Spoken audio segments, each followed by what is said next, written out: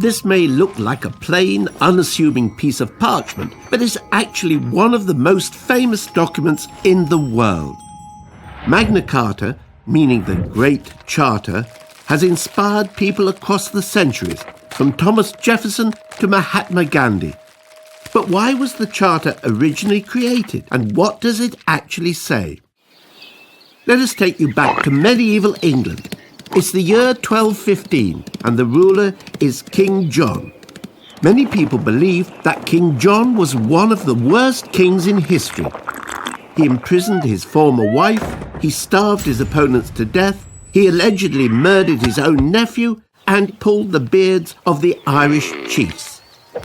King John had imposed heavy taxes on his barons in order to pay for his expensive foreign wars. If they refused to pay, he punished them severely or seized their property. The barons demanded that King John obey the law. When he refused, they captured London and John was forced to negotiate. The two sides met at Runnymede in June 1215. The result of the negotiations was written down by the king's clerks into the document we know as Magna Carta. Although most of the Charter's clauses dealt with medieval rights and customs, Magna Carta has become a powerful symbol of liberty around the world. The most famous clause, which is still part of the law today, for the first time gave all free men the right to justice and a fair trial.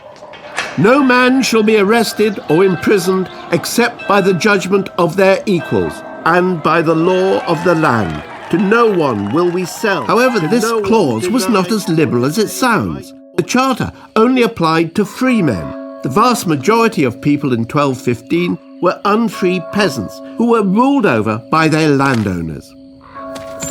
And although Magna Carta was intended to create peace between King John and his rebellious barons, England was plunged into civil war after the Pope declared the Charter invalid.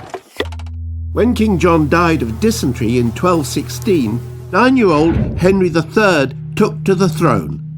To keep the peace, Magna Carta was reissued several times during the 13th century, until it was finally made part of English law. Magna Carta has lived on for 800 years and is echoed in the United States Declaration of Independence and the Universal Declaration of Human Rights. Perhaps Magna Carta's most important legacy is that everyone, including our leaders, must obey the law.